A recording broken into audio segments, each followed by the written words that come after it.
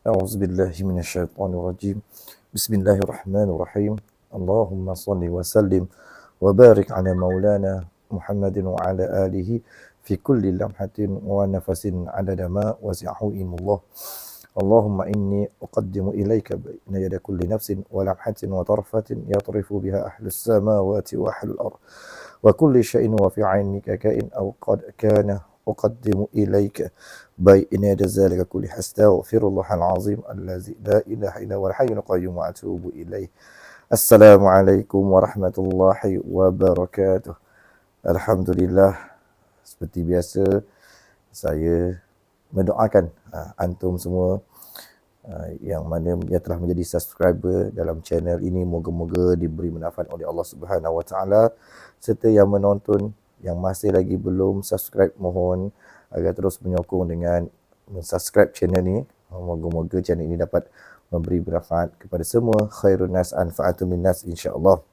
Jadi alhamdulillah, untuk bahagian yang kedua ini dari penyambungan daripada kitab Wiqayatul Ins minal Jin Wasyaitan yang ditulis oleh Syekhuna kita, iaitu Syekh Wahid Abdul Salam Bali hafizullah taala.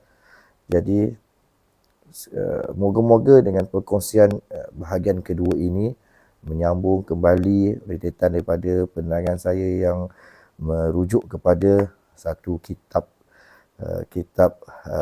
penerangan perihal jin yang saya rasa cukup lengkap, cukup detail, cukup memenuhi kefahaman kita terhadap kehidupan alam jin ini, yang mana Syekh Wahid Abdul Salam Bali ini seorang yang sikoh lah, kita boleh katakan sikoh dalam bidang rawatan Islam ini, insya-Allah.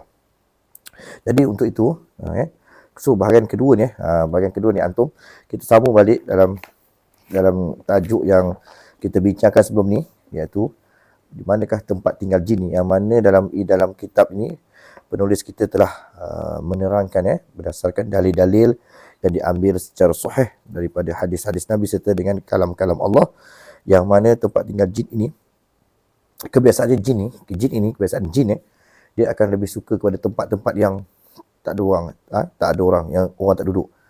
Contoh kalau di padang pasir itu, diberi contoh oleh penulis kitab ini, macam padang pasir. Juga kalau kita di rumah kita ni, biasanya tempat-tempat yang kotor juga pilihan jin. Tempat-tempat yang kotor seperti bilik tandas, bilik air kan, dan banyak yang telah dibawa dalil-dalil oleh penulis berkenaan dengan kewujudan jin. Salah satunya adalah jin yang tinggal di tandas, yang diriwayatkan oleh dari Zaid bin Arqam radhiyallahu anhu. Beliau bercerita bahawa Rasulullah SAW pernah bersabda, sesungguhnya tempat-tempat perbuangan kotoran ditempati oleh bangsa jin. Oleh kerana itu, jika salah seorang di antara kalian masuk ke dalam jamban, hendaklah ia berdoa, Ya Allah, sesungguhnya hamba berlindung kepadamu dari jin laki-laki dan jin perempuan. Allahumma inni a'udzubika minal khubusi wal khaba'is. Doanya ini adalah yang dijelaskan oleh baginda Nabi Muhammad sallallahu alaihi wasallam sebagai satu doa sebelum kita memasuki tandas. Jadi disampaikan, diberitakan yang keadaan jin yang duduk dalam tandas. Sebab tu jangan berlama-lama dalam tandas. Sebagai satu peringatan kepada kita, insya-Allah. Jadi, dan pernah juga berjadi satu dialog, satu bualan dialog antara penulis, seorang peruqyah yang hebat di dunia rawatan Islam ini, iaitu Syekh kita ni, Syekh Wahid Abdul Salam Bali ni, bersama dengan jin, pernah didialogkan. Apabila penulis bertanya kepada salah satu jin yang berdialog dengannya, tanya, adakah kamu tinggal di kamar mandi, yakni di tempat di dalam bilik air? Pada pihak awalnya jin itu menafikan. Kemudian apabila diterangkan oleh diminta penjelasan oleh penulis kitab, maka jin itu pun menjelaskan, ya benar, tapi khususnya jin kafir. Okey, rupanya jin kafir ini lebih memilih tempat-tempat najis dan kotor sebagai tempat tinggal mereka. Jadi ingat, kepada antum yang mungkin pernah diganggu ataupun ada gangguan dalam diri sebelum ni. Jadi salah satu yang kita boleh rasa apabila kita berlama-lama dalam tempat dalam tandas. Jadi bagi mereka yang memang dah ada gangguan, mohon benda ni kena ambil noted benda ni. Jangan berlama-lama sebab apa? Antum dah ada gangguan, antum dah ada jalan, dah ada bukaan untuk gangguan. Jadi jangan berlama-lama. Kerana apa? Kerana memarahkan lagi keadaan diri antum. Kenapa? Jelas di sini kedudukan jin, maknanya penempatan jin kafir itu di tempat keramat bila air, tempat-tempat najis. Okey. Menurut penulis lagi, kemungkinan besar, kenyataan jin ini benar. Kenapa? Sebabnya biasanya jin Islam pula, biasanya jin Islam yang ada di kawasan rumah, ini perhatian juga pada antum semua yang kat luar sana. Biasanya jin Islam ni dia akan duduk di mana? Atap rumah ataupun zinc ataupun di bahagian atap rumah lah. Okey, di sini jelas. Sebab tu di sini apabila dikatakan seseorang orang Islam apabila dia makan, ni di dalam bahagian jin makan dan minum yang kita jelaskan tadi, yang kita katakan jin Islam tu berada di atas rumah-rumah orang Islam. Bagi jin Islam pula kebiasaannya dia berada di atas rumah orang Islam. Di sini bila diceritakan tentang bab makan, apabila makannya orang Islam tu sendiri, sebab tu Nabi meminta kita membaca doa, baca bismillah sebelum makan ataupun selepas kita kunci rumah. Kerana apa? Di atas rumah kita ni, kebiasaannya di atas bumbung ni ada penginapan, menjadi penginapan kepada jin Islam. Dan kemudian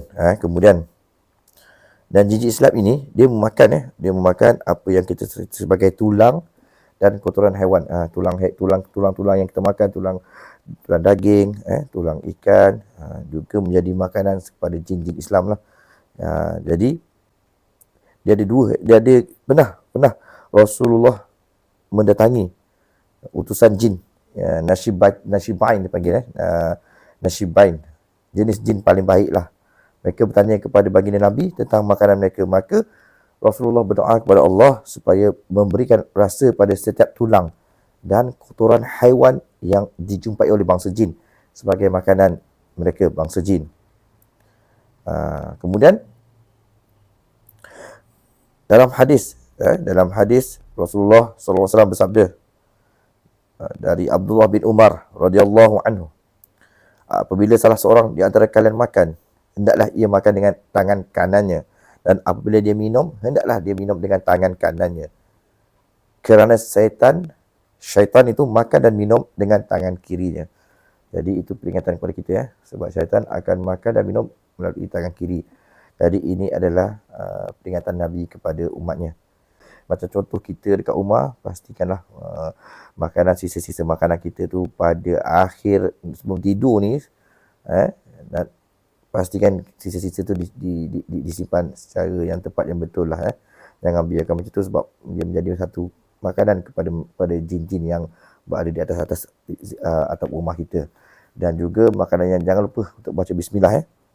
Dan untuk bahagian yang seterusnya, satu topik yang dikatakan yang berkisah tentang adakah jin dapat mengubah dan menyerupai diri dengan sesuatu.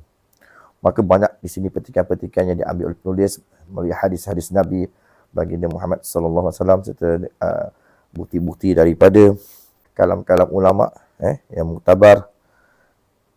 Mereka jumhur mengatakan benar jin ini dapat menyerupai. Ada yang dapat menyerupai seperti haiwan, seperti kalajengking, ular, keldai dan binatang-binatang lainlah yang berbisa.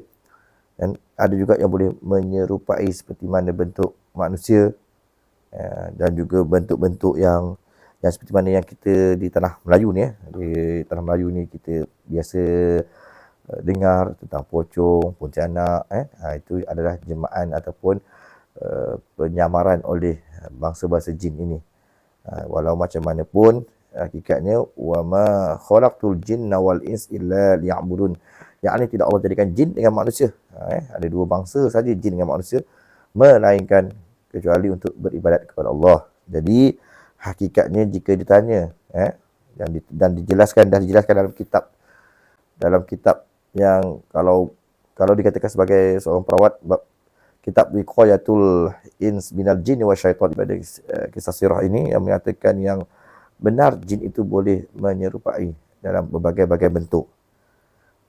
Untuk itu, untuk bahagian kali ini perihal jin ini yang saya sambung daripada pilihan pertama, semoga dapat memberi manfaat dan kita insya-Allah di ruangan yang akan datang, peluang yang akan datang, insya-Allah semoga kitab yang menjadi rujukan kepada semua perawat ini dapat difahami oleh kepada antum semua agar memahami keadaan perihal jin ini.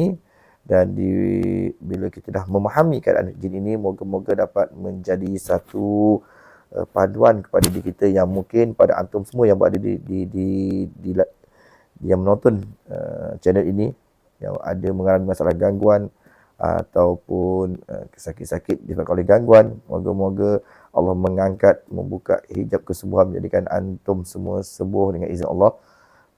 Dan jangan pernah putus asa dengan rahmat Allah, insya-Allah. Akhir kalam daripada saya. Assalamualaikum warahmatullahi wabarakatuh.